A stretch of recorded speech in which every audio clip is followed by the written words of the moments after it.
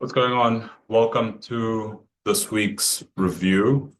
It's a month-end review, even though the 31st is on Monday. I don't think there'll be, well, I never know. There could be a trade taken tomorrow. There is. I'll report on that in next week's review.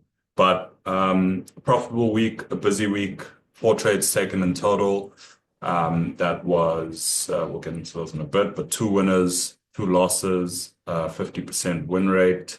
And yeah, gross P&L just over 1%.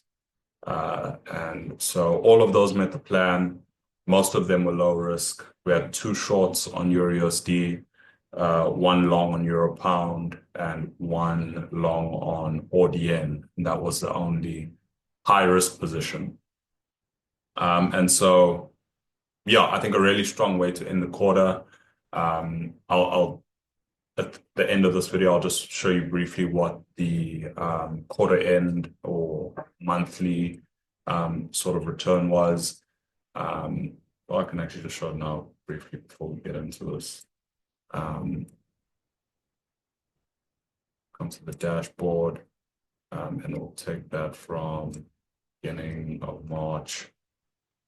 It was a solid 4.36%. I think just a bit less if we go on the percentage, but I also don't really trust TradeZella's sort of percentage calculator, but about 4%, which was a really, really strong month where I think saw the full implementation of my revised sort of plan. With key kind of changes being the number of pairs that I trade, widening that sort of menu of pairs quite a bit, and then the sort of adjustment of my trade management where I target a fixed 2R anywhere from, I guess, from break even while I'm in drawdown and up till being 2% in profit. And then beyond that, the management becomes a bit more flexible. And so that's a really solid trade win percentage over this month, 66, basically 67%, and a profit factor of 4.18, which was really solid. If we just look at briefly number of trades taken, about 9 trades over the month. 6 of those winners, 3 losses. Those 6 winners were literally all taken in a row, which was, yeah, an impressive streak. But yeah, I think, like I said, just bring it back to the plan that was really the effects of, I think, some of the changes that are made. And it's going to be interesting to see over time if those changes continue to deliver in terms of, yeah, bottom line performance.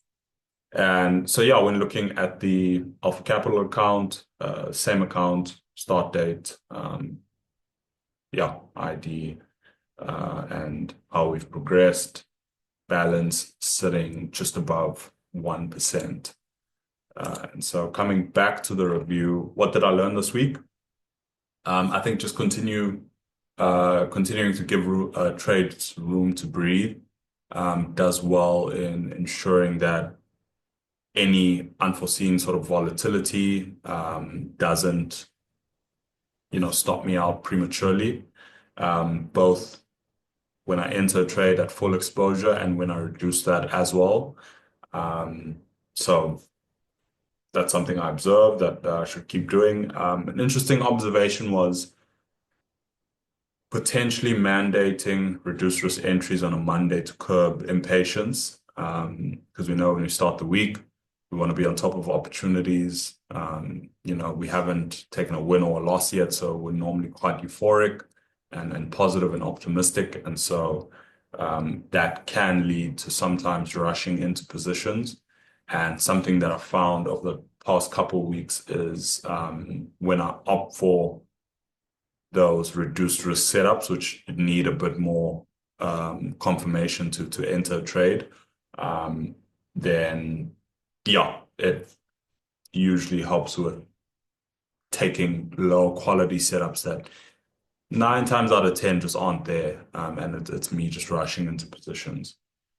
So try that for yourself if you want. If you have different types of entry models, opt for the more conservative one, both earlier in the week, but also late on a Friday where you feel like you maybe haven't performed the way you want. And so there's an element of revenge trading there. I think having something in there that forces you to wait for more confirmation does well with avoiding lower quality setups.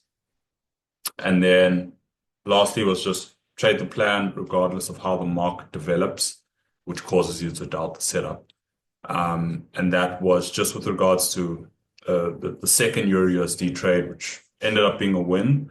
At the point of execution, I wasn't very confident in the trade, but I kind of just had to fall back on, does it meet the plan? Does it not? And it was a very conservative entry in that. And so even after taking it, although I had doubts, I kind of accepted that whatever happens, I followed the plan here. And if it stops me out, it stops me out. But I think just the action of continuing to trade the plan goes a long way to kind of your managing your mental state when the market is maybe developing a bit messier than usual. And so, what's the most important thing I need to work on improving this week? Again, and this is the second time I've had this as this item, but completing my London and New York forecast on time, which is at least 30 minutes before the open. Um, Granted that the past couple of weeks have been quite crazy in the office, and so I'm getting to those a bit later. But again, it goes back to the topic of priorities, and if it's a priority, you make time for it. If it isn't, you'll delay it. And so I I can stand having that on the list 2 weeks in a row, but after 2 weeks, then yeah, something's got to give. Then what's the most important thing I should continue doing this week? I think it's just maintaining an aggressive approach to executing trades. Um, just staying on the pulse, trading the plan, not bringing too much discretion into your execution, because if something meets it on paper, then execute. Because there's weeks like this where 4 trades taken, but there will be weeks like last week where there's potentially only one setup available. And so when there is opportunity, I need to be consistent in the manner in which I execute and aggressive rather in how I execute. And that's the week. Great month, looking to carry that momentum into April, into the second quarter. And yeah, hoping you guys just do the same. Um, Maybe we finally get it done in Q2 and pass this challenge, and we can start switching these up a bit. But let's see, only time will tell.